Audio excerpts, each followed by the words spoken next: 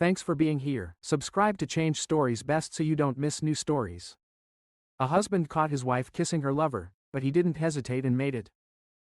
Today's story has a similar plot. Enjoy watching it.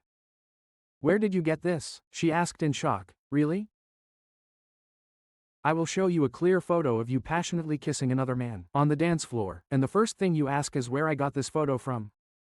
Does it matter? Where do I have this? Well, my answer to your question changed the fact that you cheated on me with him. I asked my wife, with whom I have been together for 7 years. Honey, I know it looks bad and I admit we kissed, but it's not cheating.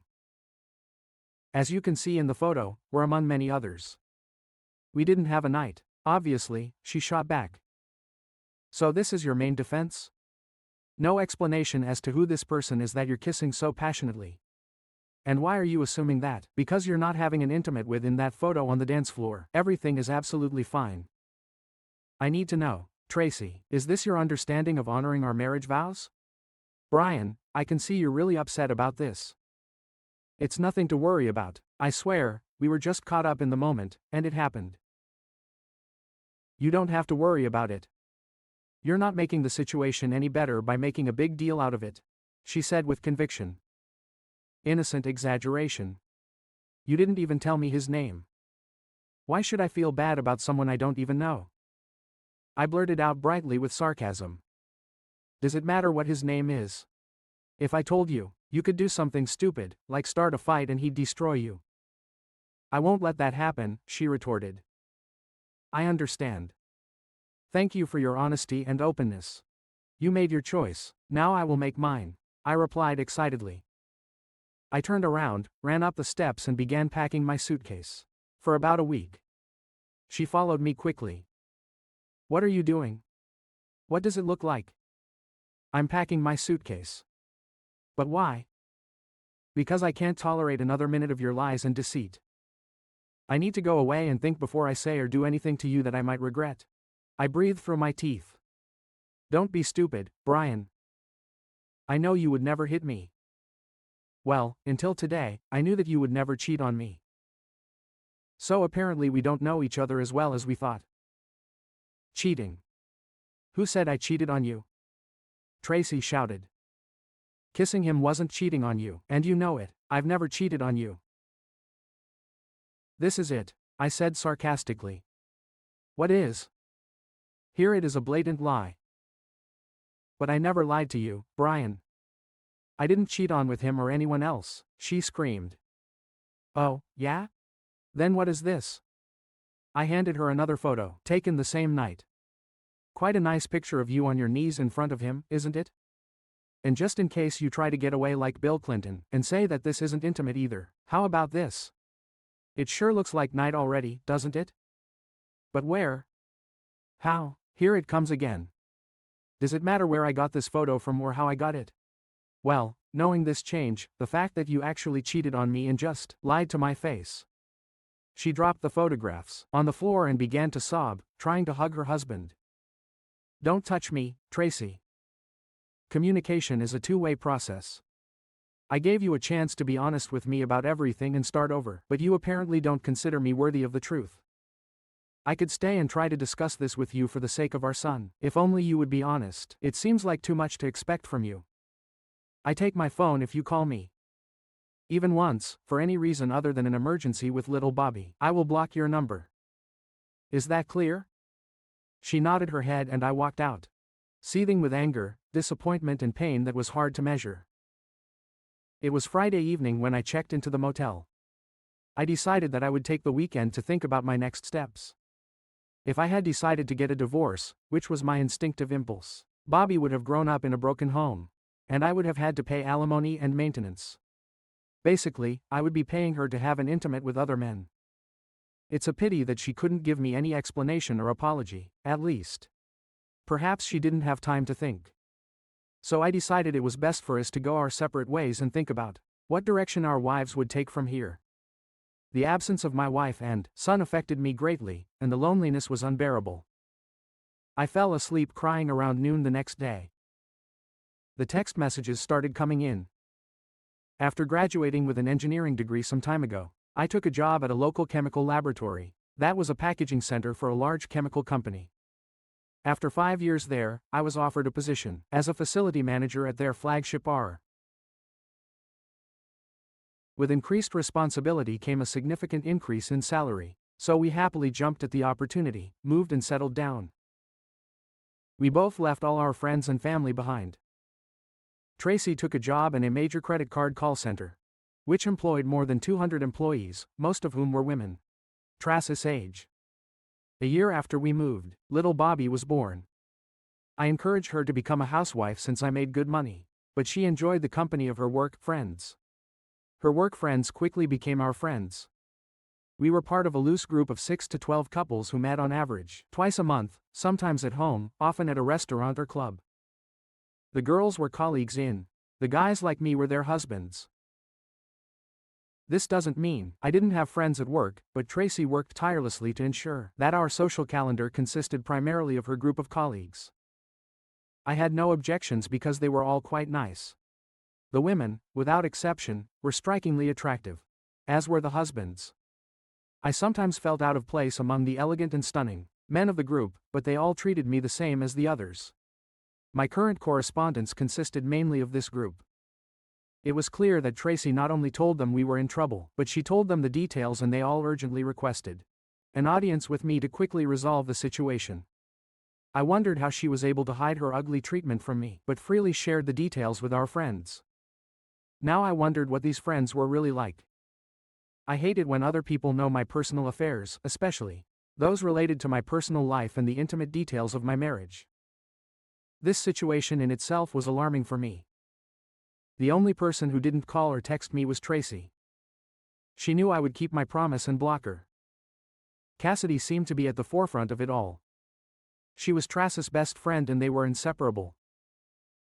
She wanted me to meet the group in her house on Sunday evening at 6 p.m.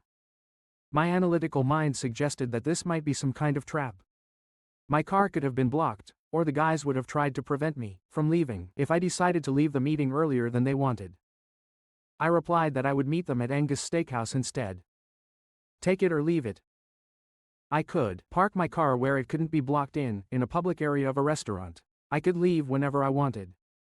Reluctantly, they agreed to my proposal. I agreed to the meeting for several reasons. One was the opportunity to get some answers to why Tracy did what she did. Secondly, I was interested to know what her friends thought about infidelity. Whose side would they be on? Thirdly, I was wondering if any of them were involved in her affair. Did they know? Did they arrange it? If they knew about her extramarital activities, why didn't any of them share their concerns with me? I never back down from confrontation. I deal with almost every problem imaginable as a facility manager and can behave well in almost any environment. I was looking forward to learning more so I could make an informed decision, or put them in their place. I left my car in the parking lot near the store and walked into the restaurant. I assumed the group had arrived well before our great time to discuss strategy and prepare for confrontation. This made me laugh. There was only one seat at the set-up table and it was next to Tracy. She immediately stood up to meet me as I approached. I stopped her before she could come to me. If you don't mind, I'd like to sit at the far end of the table, away from her. If you do mind, then I can sit comfortably at another table, I explained.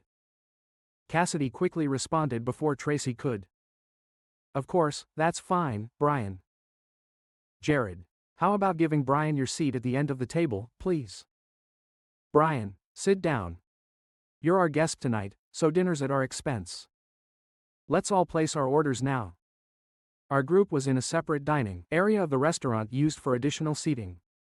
They must have agreed on it for confidentiality. Everyone quickly placed their orders in. The issue was resolved. Before I allowed Cassidy or anyone else to take control of the conversation, I was determined to get at least one answer before continuing. I handed out 2 copies of a photograph of Tracy passionately kissing another man on the dance floor, one facing left and one facing right. You all seemed very, very interested in Tracy and me resolving our differences. I was shocked that you would tell a private matter to someone else before she and I had a chance to discuss it ourselves, but it just shows her continued disrespect for me and her marriage. I started. Cassidy tried to speak, but I cut her off. Before any discussion even begins. I want an answer and I want it now. Take a good look at this photo, everyone. Tracy is passionately kissing another man. She refuses to tell me his name. I'm sure at least one of you knows who he is. You all say you want to help us solve our problems. Well, the biggest help I need right now is information. If none of you can be honest with me right now and present the facts as they are, then we have nothing more to talk about. Complete silence fell over the table. Even the talkative Cassidy couldn't find anything to say. Not one of them offered to say that they didn't know the man. Not one of them offered to say who he was. I got my answer. Thank you for your time. I hope someone is very hungry and can eat my steak. I just lost my appetite. No one here seems really interested in helping us repair our relationship, after everything I said. And I got up from the table and left. Tracy called me, begging me to come back, but no one else did. It was obvious that her friends were her friends, not mine. Tracy, Cassidy and the group were stunned. They planned to have a reasonable discussion with me, but I completely brought down the entire meeting with my stubborn demand. It would take a serious strategy to get through to me, which they weren't prepared to do at the time. I didn't mention this at the restaurant, but I had already checked out of the motel. I stopped at a fast food drive-thru and bought something to eat. Upon arriving home, I spoke to our nanny that Tracy had hired for the evening, paid her and thanked her for her services. I then quickly ate my food and proceeded to move my clothes and personal items into the spare bedroom. Over the weekend, I went to a local hardware store and bought a pair of matching locks, similar to the ones we had on our front and back doors. I installed them on the spare bedroom and bathroom doors, keeping the only keys for myself not to avoid verbal confrontations with Tracy, but to prevent her from trying to physically seduce me in the shower or in the middle of the night while I was sleeping. Once I was settled in, I spent time with my 3-year-old son, who was the light of my life before giving him a bath and putting him to bed. Tracy must have realized I was home because my car was in the garage when she arrived at 10:15 p.m. They must have done some serious brainstorming, or she was back with her lover. I really didn't know which was true. As sad as that sounded. She ran upstairs excitedly, happy to see me back, and found me in Bobby's room, sitting on a chair, watching my son sleep peacefully as tears streamed down my cheeks. I shut her and waved her off before she entered the room. There's no need to disturb his innocent sleep. After I quietly closed the door, she tried to hug me, but I stopped her. Undeterred, she smiled from ear to ear and said, "I'm so glad you're back home where you belong. Let me make you something to eat. We have something to talk about. I've already eaten, but thanks for the offer. So where have you been all this time? Entertaining your lover again?" I meant it now. I just left the steakhouse. They can confirm this. They helped me find the right words to get back on track. I have so much to tell you, she explained. I will talk to you about whatever you want, after you tell me the name of your lover. If you can't do this, we won't have anything to talk about. I can't, I just can't. She said sullenly. I would like you to be at least half as devoted to me, your husband, as your dear lover. I will stay in the spare bedroom until further notice. Please stay away from me and never touch me. Who knows what disgusting diseases you are currently suffering from. But I won't let you keep me away from my son. He needs me as much as he needs you. If you ever decide that you are ready to talk, the next word you will say will be your lover's name. But if you're willing to sacrifice her marriage to protect him, then so be it. However, I do not want you to say another word to me until you are ready to say the name of your lover. As far as I know, you are making arrangements behind my back to pick up our son tomorrow and move in with him.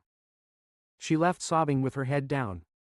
A week passed during which Tracy and I happily communicated with Bobby, but unfortunately not a word to each other. Finally, a Monday evening after work, I returned home to a big surprise. Things didn't look right before I walked through the door, but I guess they wanted to see me again. Nothing was said to cause any concern, but I felt like they were walking on eggshells. The first words I said were, "Where is Bobby?" I decided that a dull conversation would not center around my son. I took him to the nanny's house earlier. She got him ready for the night, Tracy explained. I see, I said in surprise. There was pre-planning that I was not involved in. But I didn't see your cars parked on the street. We all wanted to surprise you, Brian, so we all parked a block away and walked. We couldn't risk you just driving by if you saw all our cars, Cassidy argued. Well, you all certainly took me by surprise. What's the matter? Why are you all here? Has something changed recently that I don't know about? I asked. Yes, honey, Tracy began. Can we all go to the living room and explain ourselves now? I'm ready to answer your question. Certainly, but first I need to go to the toilet for a minute. I have just returned home. I'll be there now. Why don't you all move on? I went into the bathroom in the hallway, relieved myself, flushed and washed my hands. I started recording on my cell phone and carefully placed it in my shirt pocket, so the camera was barely visible, in case something interesting happened and joined the crowd in my living room. I was surprised to see 2 more people in the living room who had not been in the kitchen before. I immediately recognized the guy Tracy had been cheating with, sitting next to a woman a little younger than him. Tracy began. Brian, you've already met everyone here except for Elliot Franklin and his wife, Gail. They're longtime members of our group of friends, but you've never met them before. I know, this might be a bit of a shock to you, but you insisted on finding out who he is, so we all decided that this might be the best way for you to learn his name. If you try to attack him, all the guys here have agreed to come between you. We don't want anyone getting hurt here tonight. So you're finally giving me a name to face. A little late to worry about getting hurt, isn't it? I said sarcastically. I get it. None of you were for a moment concerned about me getting hurt, were you? Your only concern was making sure this one right here remained unharmed, wasn't it? Don't worry, I have no plans to touch the man. I don't want to catch any diseases you may have already given Tracy when he slept with her. There was a groan of disappointment from everyone present in the hall. Cassidy chimed in. Brian, we understand your frustration. However, there's no need to use harsh or salty language. Can we speak calmly and professionally as friends while this matter is resolved? We are trying to give you what you asked for. You wanted his name and now you have it. We expected that you might want to talk to him, which, as you can see, we have already arranged for you. However, Elliot does not need me to speak for him or on his behalf. He can speak for himself. Our role tonight is only to make introductions. After his introduction, Elliot stood up and extended his hand. I'm afraid we started off on the wrong foot. I hope that by the end of this meeting, we can be friends, or at least treat each other with respect. I promise to treat you with respect and courtesy at all times, and hope you'll do the same. Brian, can I call you Brian? He asked, extending his hand to me.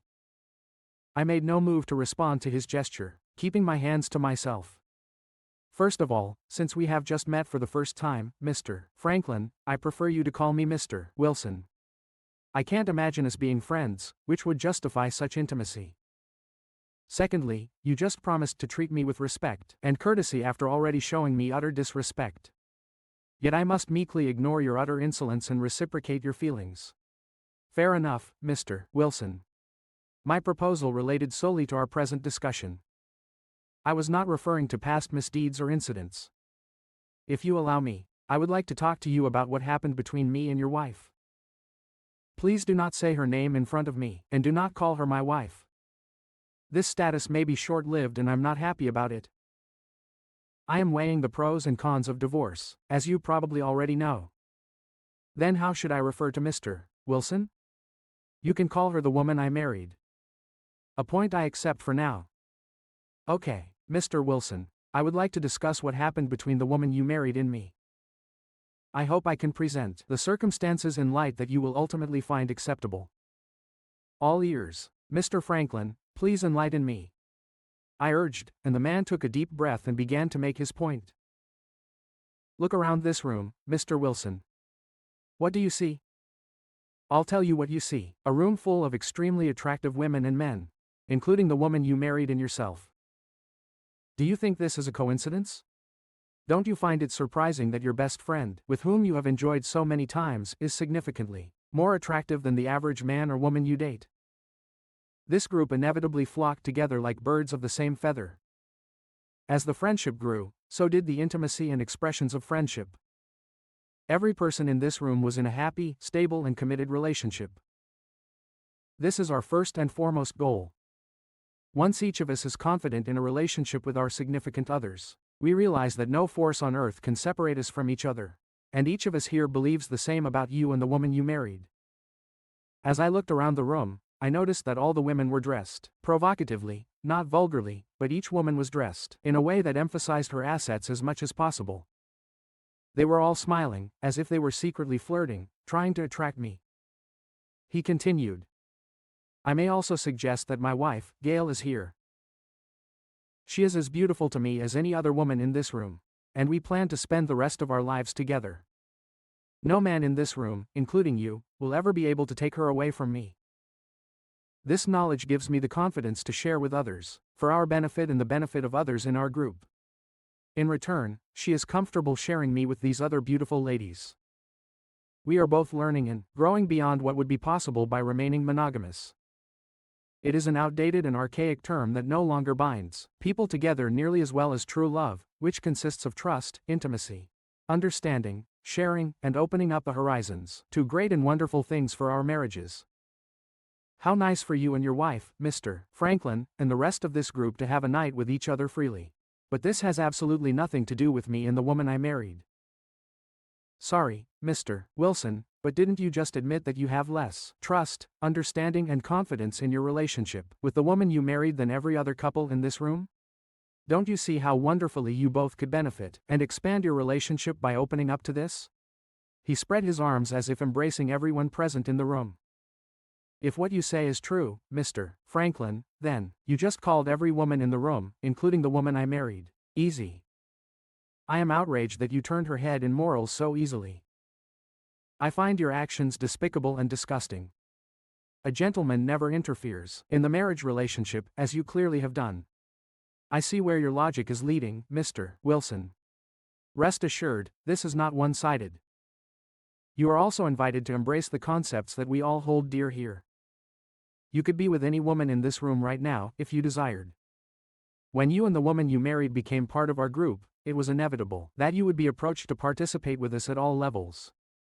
The woman you married, due to her daily interactions with colleagues, discussed this topic apprehensively, worried about your possible reaction.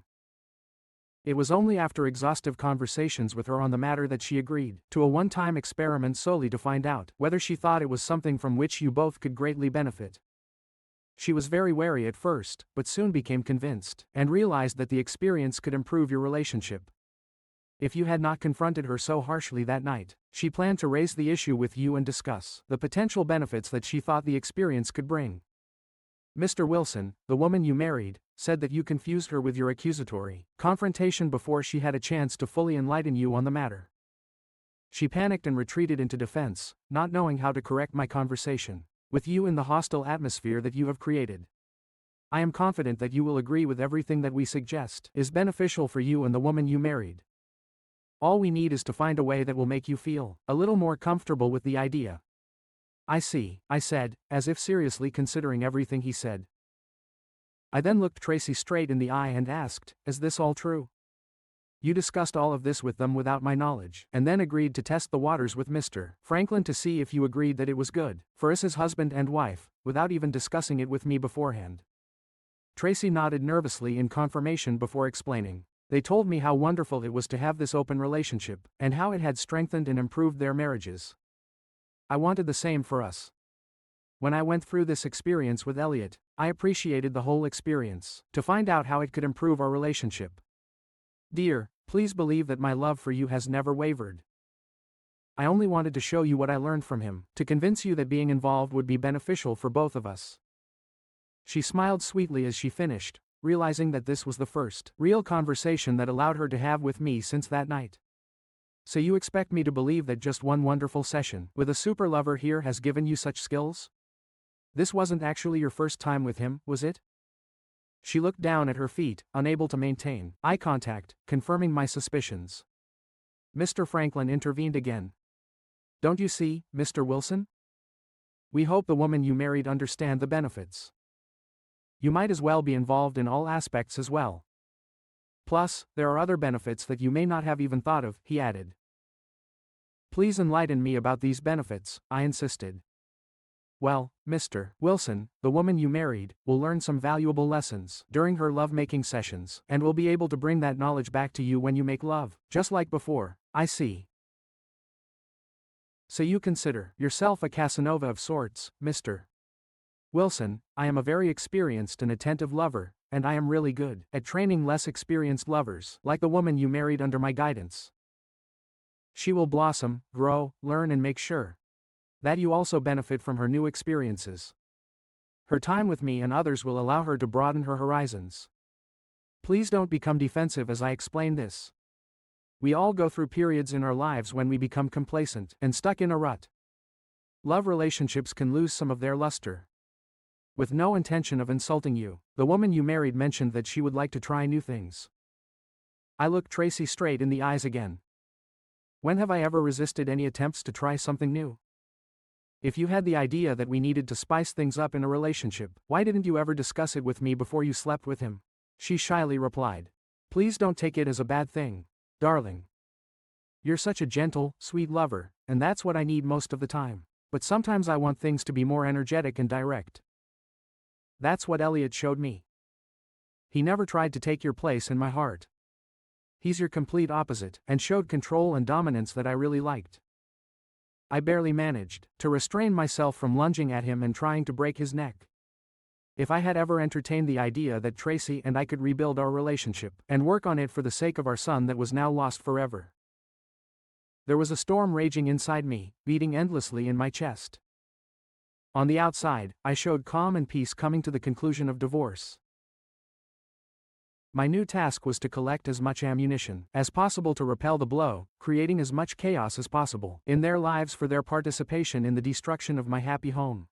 To achieve this, I needed to show enough interest to give them a glimmer of hope that I was hesitant to consider the offer. I looked at each woman, undressing them with my gaze and not hiding my implied lust. So for me to understand correctly what you were saying, Mr. Franklin, is that I can have any woman here in this room, if I want, and use her to fulfill my fantasies that I have hidden until now, my entire married life, simply because the woman I married wasn't ready for it. Tracy looked offended by my statement, but said nothing, not wanting to get in the way of my agreement. Exactly, Mr. Wilson, any woman you want. They can all be wives, the part of your dreams, and I know this firsthand. I have created unforgettable intimacy memories with each of these ladies, and I speak from personal experience. You can even enjoy my wife, Gail, if you wish. He spoke enthusiastically. I could feel the electricity in the room, as they expected, my intimate desires to override my logical mind. Usually Tracy could do this easily, but not tonight. Well, Mr. Wilson, or can I call you Brian now? Asked the scoundrel. Brian will do. I gave in to gain their trust. Thank you, Brian. Do you see our group in a better light now? Will you and Tracy join us on this new level of intimacy? You won't regret it.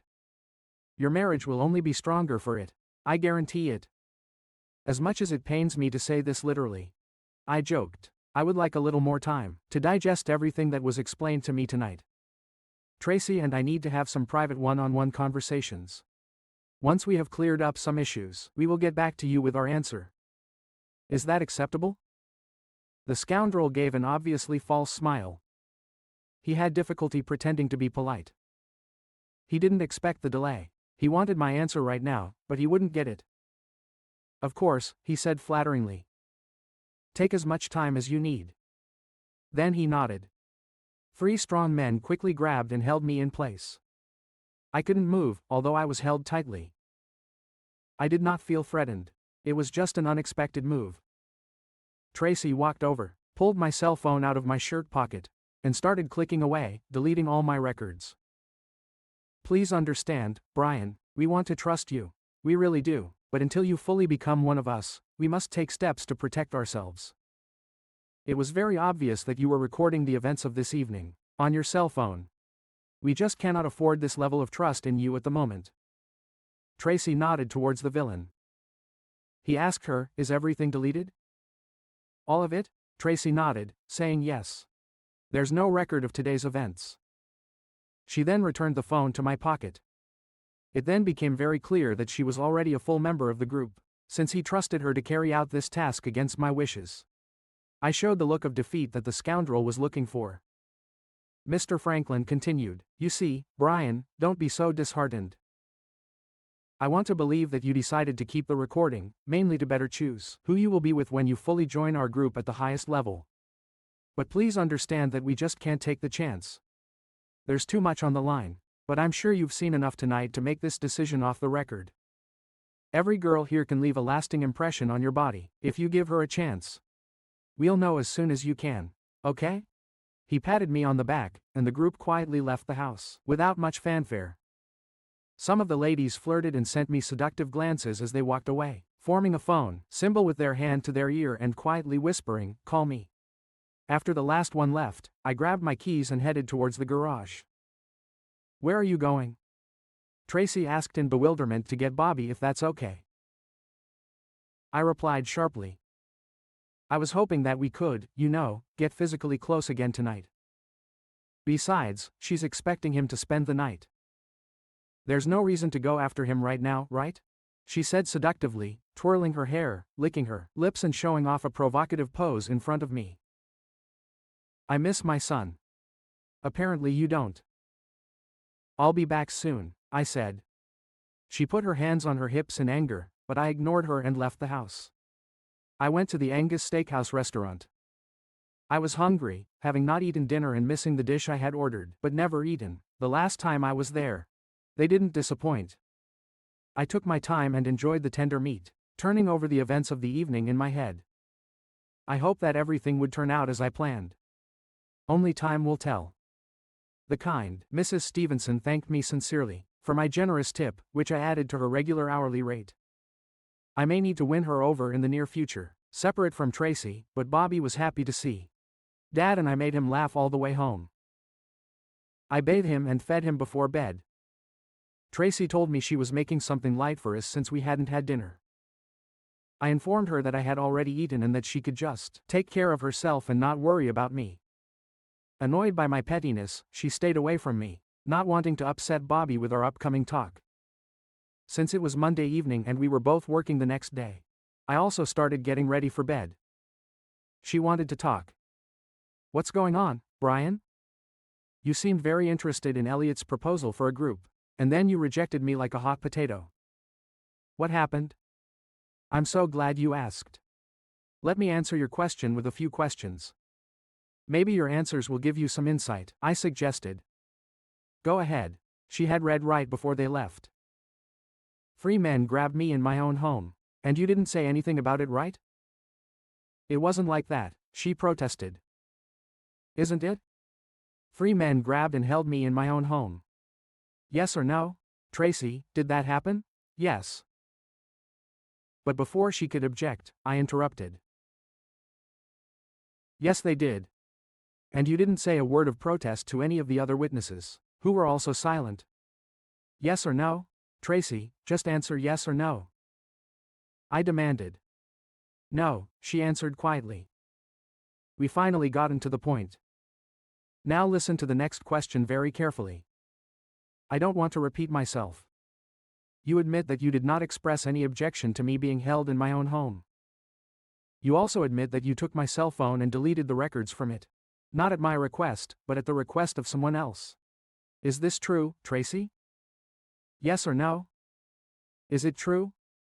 Tracy looked down at her feet. Yes, that's true. I didn't think of it that way.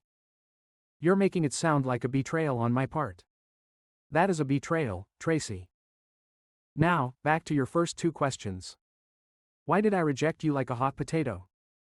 What happened? Your own answers should reveal to you the truth about why I did this. You proved tonight that you are on their side. Not on mine, not on ours, on theirs. If you have no objections, I'm going to sleep alone today, again. Tracy began to sob as I left, leaving her in the hallway to reflect on her behavior. Of course, I locked my door. Somewhere around 4 a.m., I heard someone trying the doorknob. 3 or 4 unsuccessful attempts were enough to derail her effort. On Tuesday morning, I spoke with the vice president of facility management, where I worked. Dan, can you recommend a divorce lawyer? I mean, a good one who will fight as hard for man as he does for a woman. Please tell me you're not asking for yourself, Brian. Dan pleaded. Unfortunately, it is so. I would have thought that a man of your position would be aware of such things. You seem to know everything, I joked. I know Ted Russell well. He's our contact at the firm that handles all our legal matters. I'm sure he can provide the name of someone good. Let me give him a quick call and I'll get back to you. Thanks, Dan, and no need to talk. This will remain between us. I respect other people's privacy.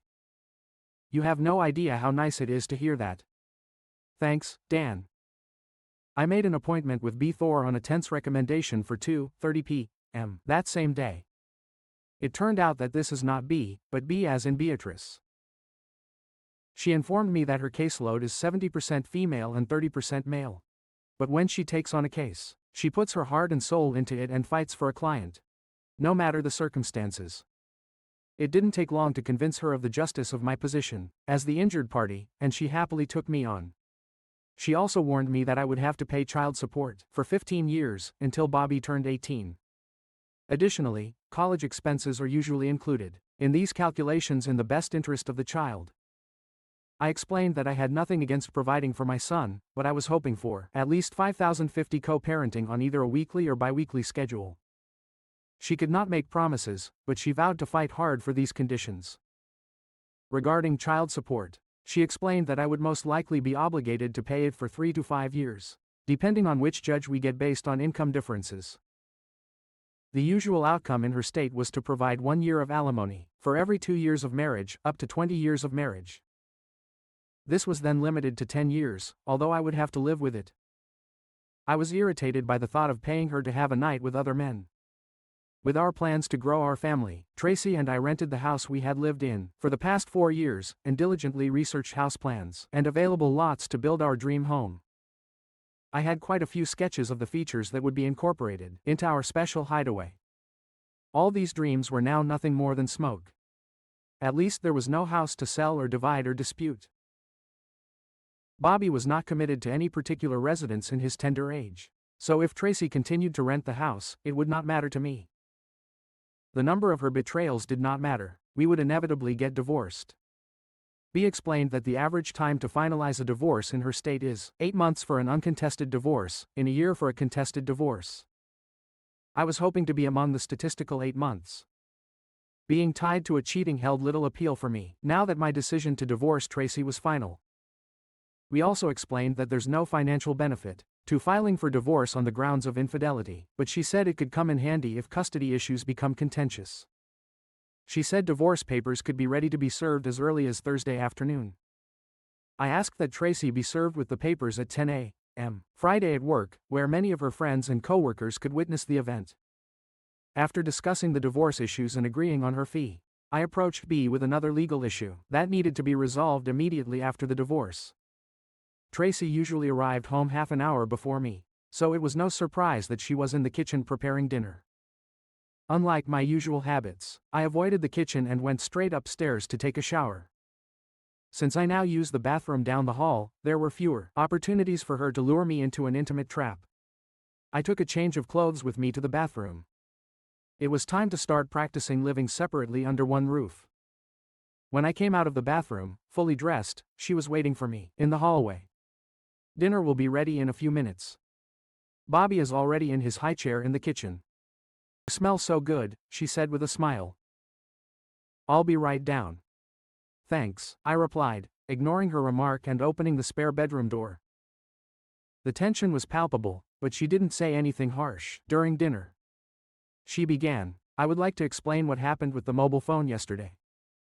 Come on, I'm listening, I said calmly while you were downstairs selecting potential partners. And the 3 of us were upstairs alone. Elliot informed me that he knew you were recording the events of that evening, and that it would not be fair to allow everyone to be exposed to the professional risks that you could cause because of the video. After you confronted me with the pictures of him and me together, it bothered him greatly. The right decision was to eliminate the threat. The way you moved your chest trying to aim the camera was obvious. He said that they couldn't leave that night until the threat was neutralized, not knowing if the password was set on the phone. They were willing to take it with them and return it later, after it was cleared. Elliot suggested that I could prevent this if I deleted the entries before your eyes. I see. And why in the world did they think you would agree to do such a thing to your husband? Because I gave them my word. Brian, I don't understand. Would you not understand? Didn't you give me your word to remain faithful to me on our wedding day? There was a significant pause after my remark. I was glad about this. Honey, I don't want you to think that I'm on their side. I'm not at all. Isn't it? What if the circumstances had been the other way around? If those 3 men had snatched you from her home, do you think I would have just stood by and allowed it? What other choice would you have, Brian? 3 of them would have taken you easily. Stupid, it's true. But knowing that wouldn't stop me. Hell, it wouldn't even slow me down. I might get beat up, but not before I did a lot of damage myself. I'd fight for you because I would be on your side, not theirs. We were a team once. You and me. Last night, you didn't act like my wife. You acted like one of them. I'm sorry, you can't see it through my eyes. Brian, I explained about the cell phone. I don't know what else to say. There's nothing more to say, is there? I argued. You're right on this topic. How did you know about these photos, Brian? I'd like to know. I'm sure you'd be interested, wouldn't you? It would be interesting if one of your friends wasn't as committed to your cause as the others in your group. What if one of your colleagues turned you into me and delivered these photos to my office? How would you feel about that? Who? Please tell me who. Male or female? She asked urgently. I can't tell Tracy why. I gave my word, I said with a big smile. She realized that her questions would get her nowhere, so she decided to discuss another topic with me. We were invited to join them. This is a wonderful opportunity. Don't you see? We can grow closer to each other and learn to please each other in ways we never dreamed of before. This will strengthen our marriage. How is this working so far? Our marriage is hanging by a thread. I already feel closer to you, I said sarcastically. Don't be like that. You didn't even try. You don't know what it's like, Tracy. Our nightlife has been so boring, mundane and unimaginative that you're afraid we can't survive as a couple without inviting other people into our bedroom. I didn't say that. It doesn't mean we can't survive without it, but don't you want to do more than just survive? Shouldn't we take opportunities to strengthen our marriage when they arise? What would be the harm? The harm, as I see it, is that it destroys the trust we once had. That's what you've already done with your experiments. Instead of strengthening our marriage, it's tearing it apart. Perhaps no one else around you considers loyalty a worthy quality, but I do. Obviously, your friends don't think much of it. They proved it last night. I don't trust you anymore, Tracy. Ever since I saw those 3 photos, I've been wondering who you're with. You can have fun today. You've proven that you're quite capable of doing whatever you want behind my back.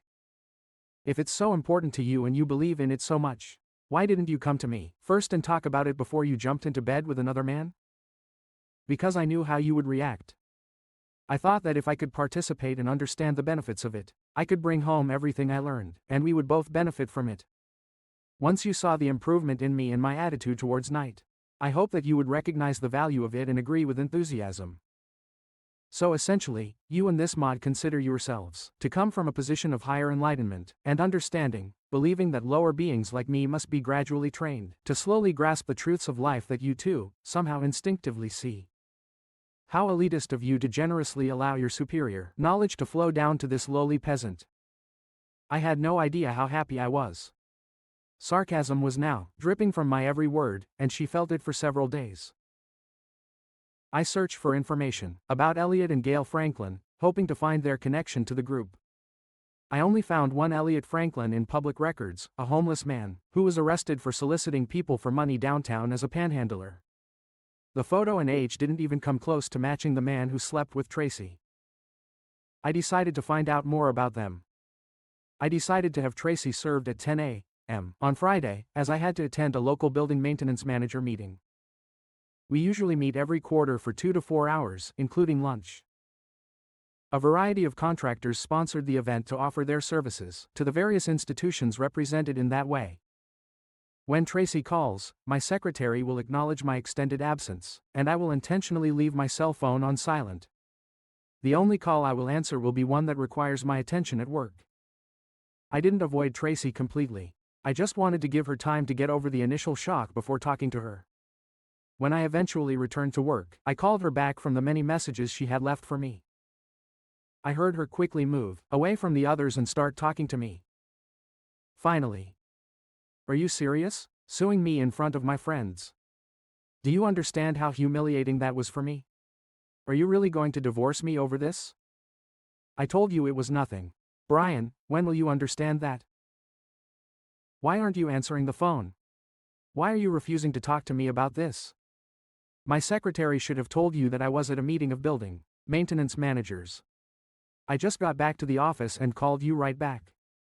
I have work to do. You know, it doesn't stop just because you want to talk.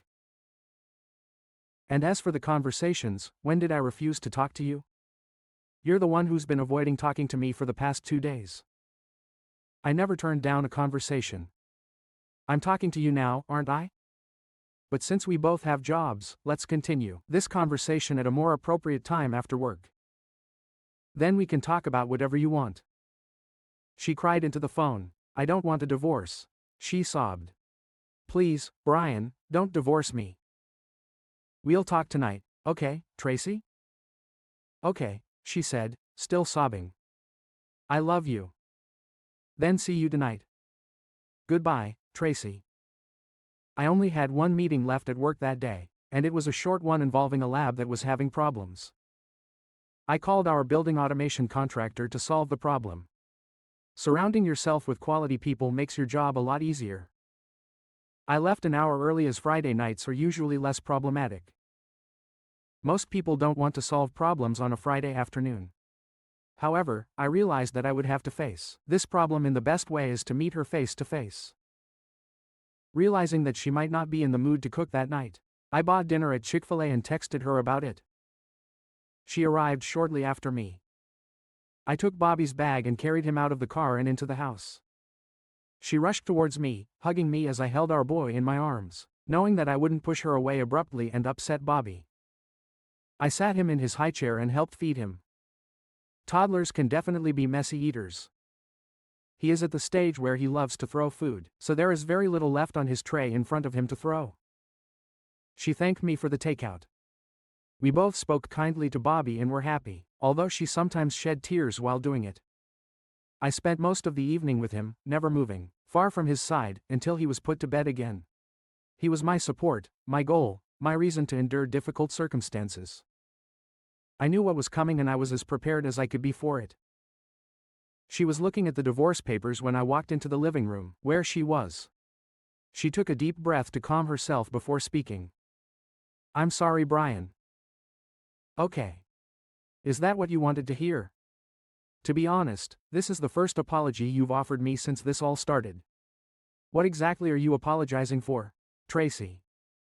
I'm sorry you saw those photos and found out about it that way. I can only imagine how it must have shocked you. I understand you regret what I found out, but not that you cheated on me. Understood? Don't say that.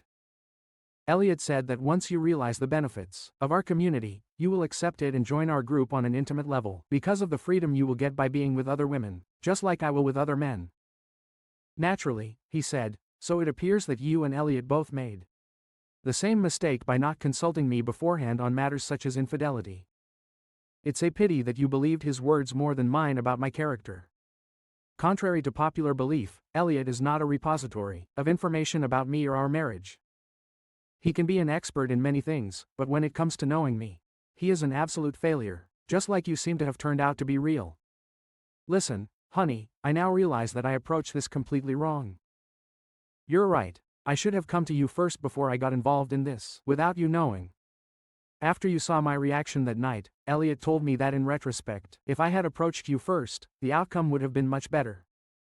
He is still confident that you will agree in the end, but now I'm not so sure anymore. Please call off the stupid divorce and let's start over. Get back on track, Tracy. This train has derailed and caused irreparable damage. There's no way to get it back on the tracks.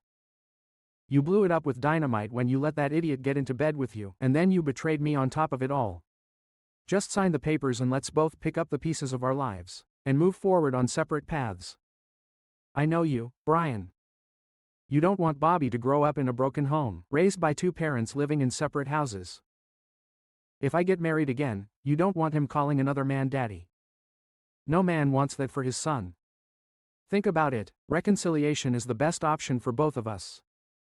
I wouldn't want him calling another woman mom, if you got married after a divorce, and neither would you. Perhaps you should have thought about all this before you betrayed your vows, not after. You're right. I would hate to hear him call another man daddy, but it's better to grow up in a broken home than live in a house full of lies, deception and debauchery. Even if we had not divorced, I would still never have participated in a group of libertines. They may be physically attractive, but to me they are repulsive. You would continue to have a night with just anyone every night, but that would never happen to me. I could never be intimate with you again, Tracy, remember that. You don't mean it. You're just saying it to hurt me, and it really does. So score yourself a point, Brian. Look, what if I completely give up on this idea? I swear I'll never participate again, nothing like that with them. What if I turn my back on them as friends? I'm desperate, darling. You and Bobby are the two best things that have ever happened to me in my entire life. I'm sorry that you think I turned my back on us, but it's not like that. I value you both above everything else. I can hear the words coming out of your mouth, Tracy, but I just don't believe you. You've already proven that you can lie. I can't trust anything you say. Now. It's too little, too late. Just sign the papers, let's get this over with as soon as possible. Never. I will never sign those damn papers in my life. I don't want a divorce, and I will fight you every step of the way, no matter how long it takes. I may have lost you for now, Brian, but I intend to get you back. I'm not giving up on us. I have more faith in us than you do. I'll crawl to you on my knees until you take me back. It's a pity that you didn't have faith in us enough to stay true to your wedding vows. You've heard the old saying, once a cheater, always a cheater, and through this prism, I will always look at you. I pricked. She began to cry again, perhaps realizing that she had an impossible task ahead of her. Now what? She asked. I hope you don't expect me to leave. I'm not going anywhere. I'm staying here with Bobby. Besides, neither of us has anywhere to go, she said. You're right about that. With you out of the picture for me, Bobby has become my whole world. I don't want to spend any more time away from him than necessary. So I've decided to continue living here while the divorce is going on. She jumped for joy, clapping her hands. I continued, don't worry. I'll stay away from you. I'll no longer expect you to wash my clothes, cook my lunches, or clean up after me. You take care of your needs, I take care of mine, and we both will take care of Bobby. All I ask is that you avoid touching me. To me, you are a walking disease from head to toe. Disgusting to look at, disgusting to think about, and impossible to continue the marriage. We both will coexist under the same roof, but it will always only coexist until divorce occurs, which will never lead to reconciliation. Her joy soon turned to despondency as she realized what I had just said. I heard what you said, Brian, but divorce is a long way off, and we both know that a lot can happen over a long period of time. I'm going to get you back, honey. I swear I will, as long as you continue to meet and talk with your so-called friends. I don't have a chance in hell if I'll never be around them again. As you so clearly pointed out, I don't own you or have control over your behavior. But if you ever bring one of yours here to this house, I swear on my life that you will seriously regret it. Understand? Of course, honey. I already told you that I would turn my back on them if that's what it takes to get you back. Do you want me to quit and become a full-time housewife? No, it's too late now. Besides, if you did, it would only increase my alimony payments in the divorce. She didn't like my remark, but kept a cheerful smile. For my sake.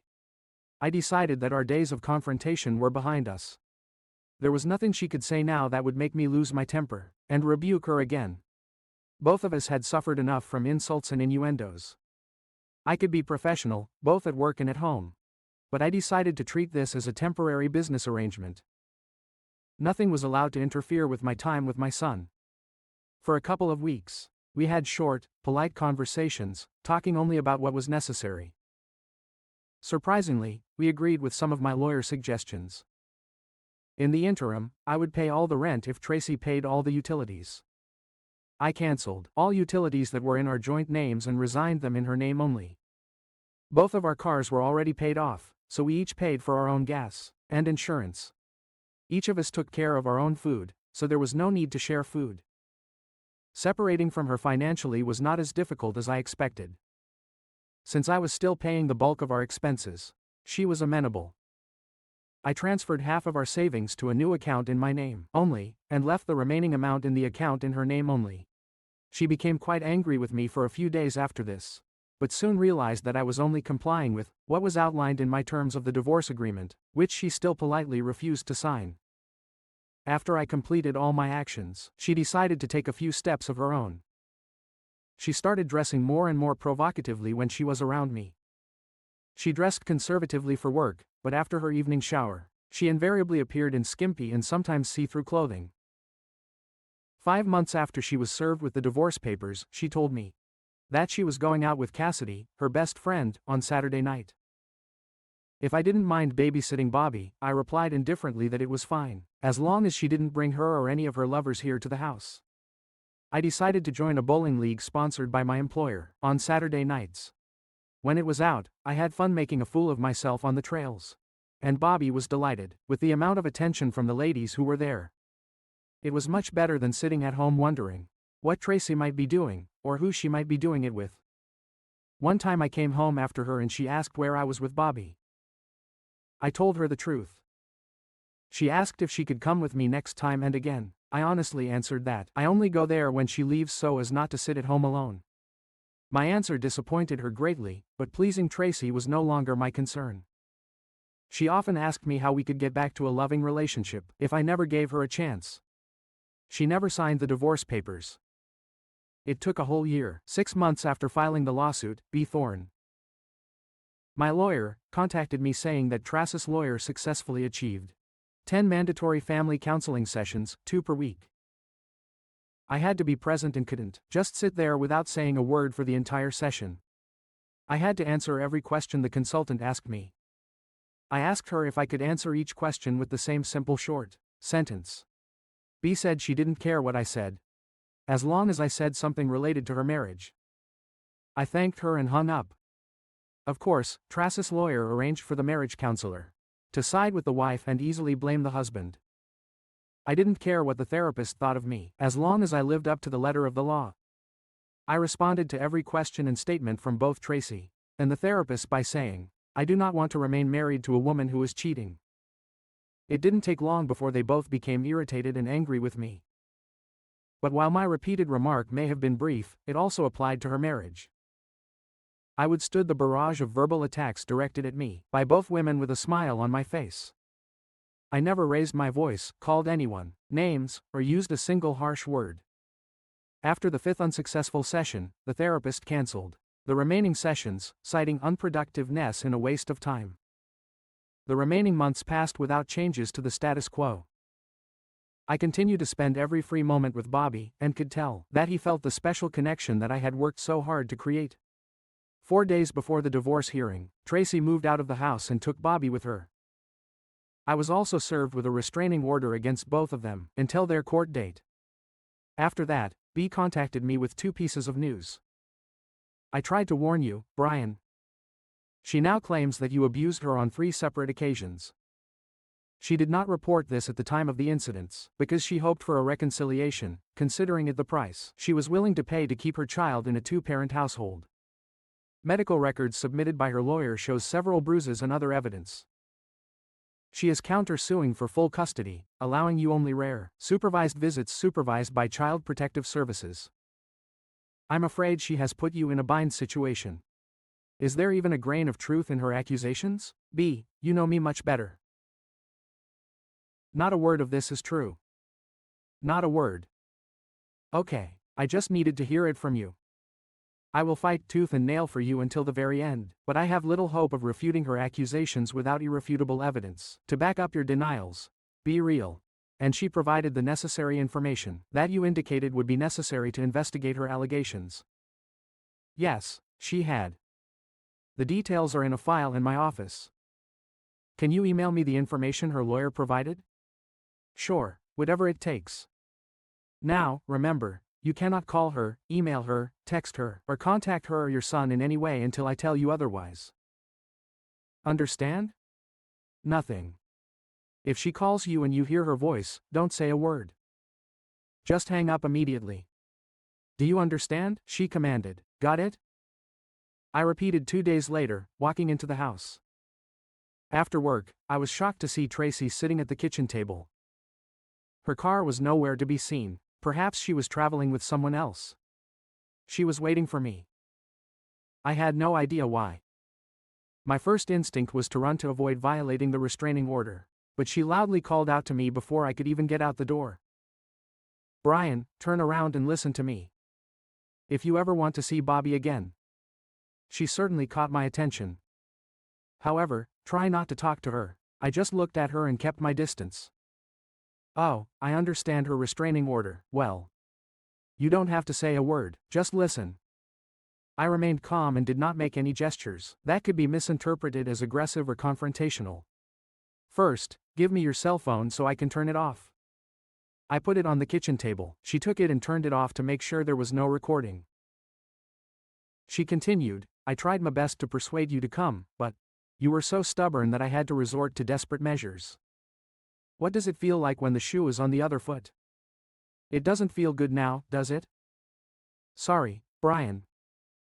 You left me no other choice. We both know that you never touched me. I told you before that you never hit me in a million years. And I still believe that even here and now.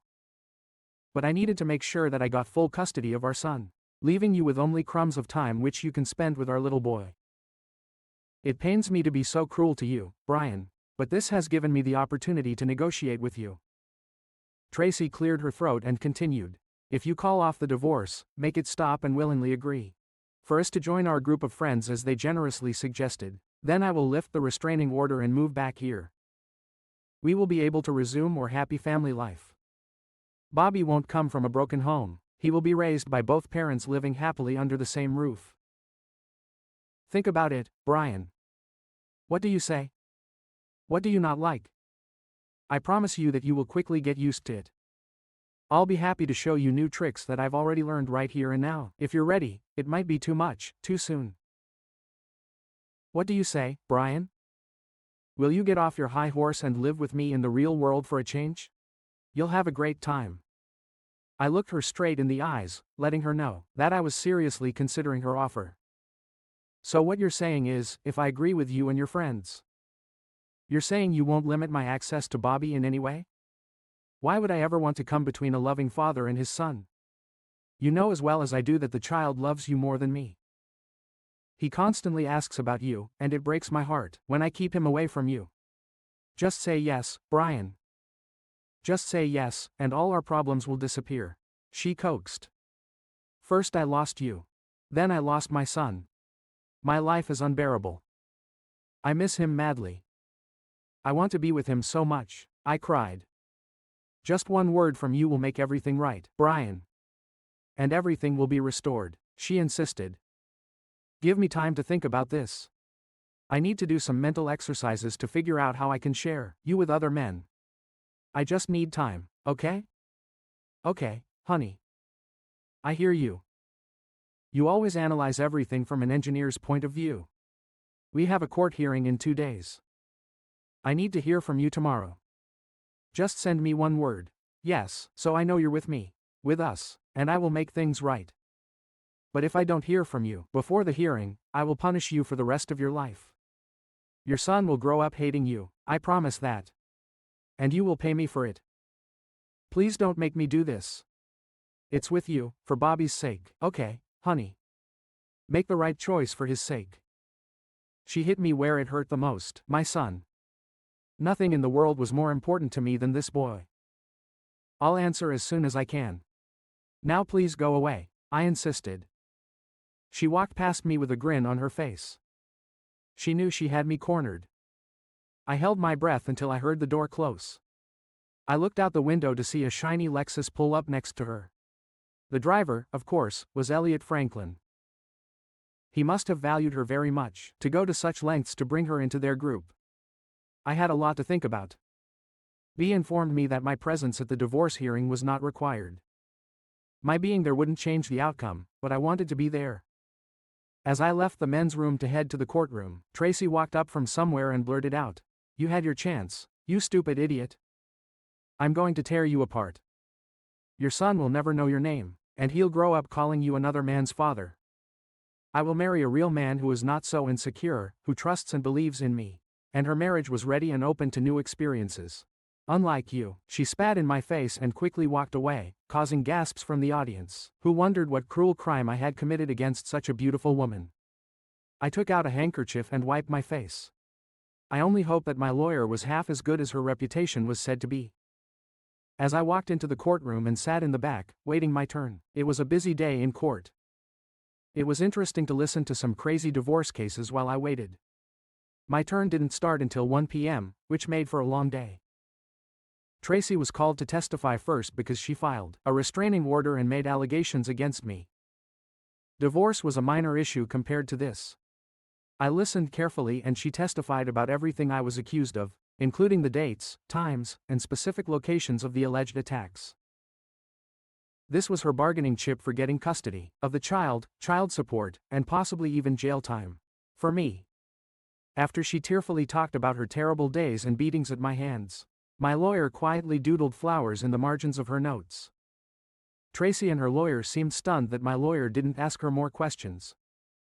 Her smirk at me and she stood up to leave the witness box said it all. She knew she had won. Even my lawyer did not dispute a single statement of hers. She was ready to fulfill her promise to turn my son against me. I shuddered at the thought. "Your Honor, I would like to call Mr. James McMahon to the stand," B asked. The judge nodded in approval, and a nondescript man of average height took a seat in front. Tracy and her lawyer exchanged glances and she simply shrugged. It looked like he was a stranger to her. "Please state your full name for the record, Sir," Bobby asked. "James Winford McMahon." "Thank you, Mr. McMahon. May I call you James? Jim?" "Please call me Jim." Sure.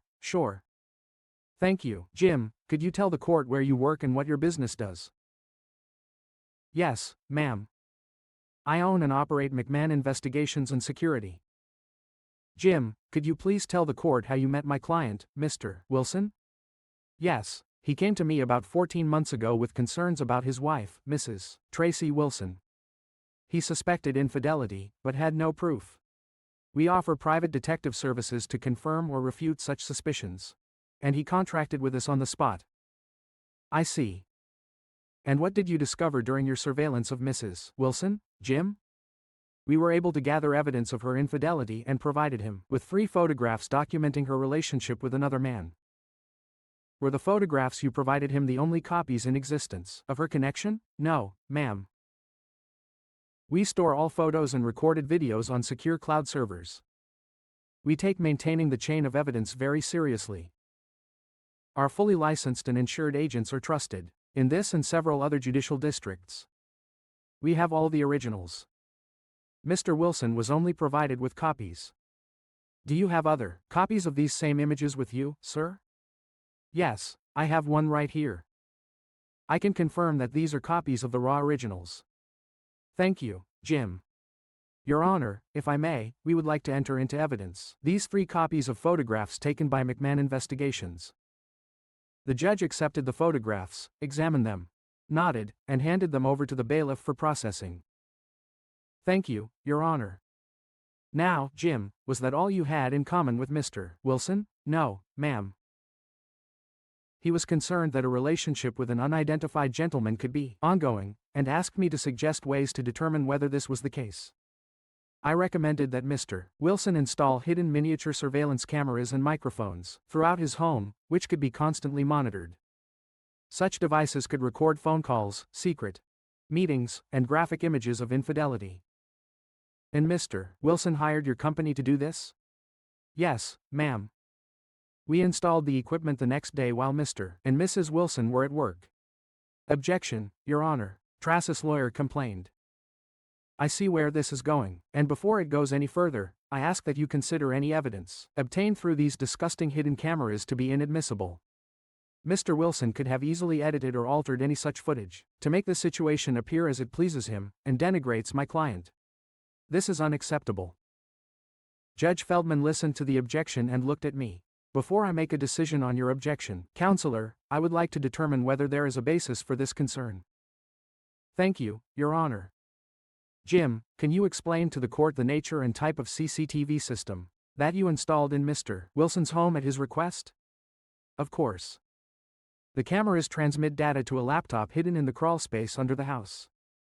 The laptop is connected to a wired Ethernet hub, which constantly transmits all collected data to our secure cloud servers. Mr. Wilson did not have access to raw recordings. The laptop does not store any local recordings or files, other than the web address to which the streaming data is sent and stored. Mr. Wilson's only interaction with the system was to replace the tiny batteries in the camera transmitters on a monthly basis. Judge Feldman smiled at Jim and nodded. I've seen you in my courtroom before, Mr. McMahon, your firm has a stellar reputation. Objection overruled. Thank you, Your Honor, he said, pleased. Jim, you heard Mrs. Wilson's statement accusing my client of assault. She handed him a piece of paper. These are the dates and times of the alleged attacks as described by Mrs. Wilson. In your opinion, Jim, is there any basis to her charges? No, ma'am, none. How can you be so sure, Jim, when your office provided us with these specific dates, times and locations? My staff went back and reviewed the archived records from these dates and locations at Mr. Wilson's home. In each instance, the recordings show a fairly quiet house where Mr. Wilson is happily playing with his son, and Mrs. Wilson is alone in another room. Mr. Wilson's home was peaceful at the time of the alleged attacks. No instances of abuse of any kind were observed in the recorded videos. Tracy and her lawyer seemed only interested in gender. There were no glances of meetings. Their business fell apart. Jim, can you offer any additional information about the charges she has made against Mr. Wilson? Yes, ma'am, I can. I have here a transcript of a telephone conversation made by Mrs. Wilson the day before she moved in. Of course, this is only her side of the conversation, but in it, she clearly says that she hates to resort to this against her husband, whom she loves very much, but resorting to having someone else beat her up so she could claim it was him was obvious. She stated she was going to use this as leverage over him to convince him to give in to her desires. Objection, Your Honor. This is hearsay, her lawyer explained. I can provide the original recordings of her making all these statements in her own voice, if necessary, but this transcript is an accurate reflection of the words she spoke on the phone to someone other than her husband. Jim protested indignantly. Tracis' lawyer sat down and offered no further objection. Thank you, Jim, for your expert testimony. There are no further questions, Your Honor, he said and sat down. Judge Feldman looked at Tracis' lawyer. Do you want to ask questions of this witness? Lawyer, devastated, he said, no questions, Your Honor.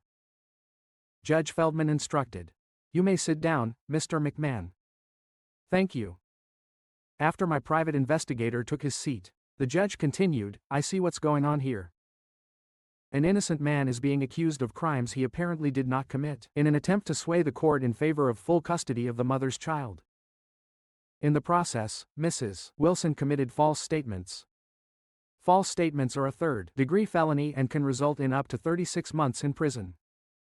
A recording of his hearing will be turned over to the district attorney's office for possible criminal charges. I hope you will file charges against you, Mrs. Wilson. I am here now, granting full custody of the child, Bobby Wilson, to his father, Brian Wilson. Mrs. Wilson will have visitation rights at Mr. Wilson's discretion. Mr. Wilson, I strongly advise you to be generous with visitation rights. Your child needs time with his mother. I nodded in agreement to the judge. She continued. As for alimony, I am inclined not to award it given Mrs. Wilson's cruel treatment of her husband. but I have compassion. Alimony in the amount of $1,000 per month, payable on the first of each month, will be awarded to Mrs. Wilson for a period of 42 months. Each party will retain their respective automobiles. Checking and savings accounts will be divided equally between the spouses based on the balances that were in the accounts on the date of filing of the divorce. Each party will retain their respective retirement accounts. Since Mr. Wilson will have primary custody, child support will not be ordered by the court. Mr. Wilson, as your guardian, I give you the authority to decide your current residence. Do you want to stay there or are you planning to move? I woke up, Your Honor. I don't want to live there day longer than necessary. Tracy can continue to rent the house if she wants. Either way, I'll be moving. Okay, Mr. Wilson. The lease of the current residence is left to the discretion of Mrs. Wilson. Tracy rose unsteadily to her feet. You have a maximum of 8 hours to return the child to Mr. Wilson. If you refuse to comply, you will be found guilty of contempt of court. Understood? Yes, Your Honor, she replied tearfully. Okay, said the judge. I suggest that you settle this before you leave this building today. All restraining orders are lifted and I am here, now granting the petition for divorce in Wilson v. Wilson. Both of you must receive your divorce papers within 30 days. Tracy was devastated when she realized she had lost her family. She approached me to carry out the judge's order. If you don't mind, Brian, I'll bring Bobby to your house after dinner today. I'd like to spend a few more hours with him before I give in to you. You don't have to do that, Tracy. I was just waiting to see the outcome of these hearings. I've already found a new apartment, and I'll ask some friends to help me move there as soon as I leave here. I handed her a piece of paper. Here is the address of my furnished apartment. I'm only taking Bobby's things, my personal belongings and tools. You can take all the furniture. Drop Bobby off at this address tomorrow at noon. I should be settled in by then. She nodded at me sadly. For what it's worth, I'm sorry. Really, this is not the outcome I ever imagined. Well, since life with me was so boring him monotonous, from now on, you can have the exciting and loving lifestyle you've been craving, without me. Good luck in your next open marriage, I quipped. She didn't respond. Brian, I want to thank you. For what? For not going after Elliot and Gail Franklin. They really are wonderful people. It's a shame you'll never get to know them like I do, she expressed her gratitude. You're welcome. I don't care about Elliot or Gail. As far as I know, they don't even exist for me. No, not Elliot, not Gail. But you know who really interests me? The company where you work. I found out from the HR department that your company has a very strict harassment policy, because there are a lot of women working there, and they want to protect them from predators. Tomorrow, I will file a lawsuit against your company, claiming that gross violations of their policies have caused the destruction of my marriage and almost cost me my son. Ronald Hensley will be named as the main culprit. It seems he slept with over a dozen women working there, violating company policy. You may have heard of him, he's your manager. Tracy stood there in disbelief, her mouth opening and closing like a fish out of water. I continued, as it turns out, I already knew her lover's real name from day one. My private investigator is very good at what he does and worth every penny. Charges. An engineer always approaches a problem from a knowledge perspective. If we don't have the answer, we find someone who does. That's what we do. Be My Sharp lawyer filed a lawsuit against Trass's call center for $1.2 million, and settled it for a tidy $1 million. She kept $250,000, and I got the rest. On the day I received the settlement check, I wrote Tracy a check for $442,000 in one payment. My child support obligations were paid in full by her own company, with a large margin. Now I could build my dream home. Rumors spread quickly in the workplace. Quite a few single women where I work look at me as potential prey. But having just gotten out of this crazy marriage, I think I'll focus on Bobby for a while before diving back into social dating. Free at last. What do you think of our story today? In my opinion, the story was very interesting and exciting, with interesting plot twists. What is your opinion? Write in the comments. See you in the next video.